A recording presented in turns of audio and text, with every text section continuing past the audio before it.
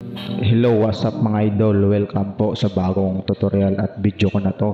At ngayon po pala is tuturuan ko kayo kung paano pagsabayin yung beat ng dalawang disco remix. Pagsabay natin yung kick o kaya ay bassline, yung tugtak para po yun sa pagsabay ng dalawang music pag mixer, pag remix mo po, pag sa magpapatugtog ka po sa inyong laptop at mixer. Di mo na po kailangan i-sync. Babantayan mo lang po yung bawat bagsak ng beat at isabay mo po yung isang remix sa kanyang beat din para ma-next play mo po yung video. At ganito po yan mga idol, tuturo ko sa inyo. Okay, at bago po pala ako magsimula, sa mga gustong magpa-shoutout, mag-comment lang po sa comment section mga idol para ma-shoutout ko sa next video ko mga idol. At okay mga idol, ganito lang po yan ka-basic. Okay, let's go mga idol.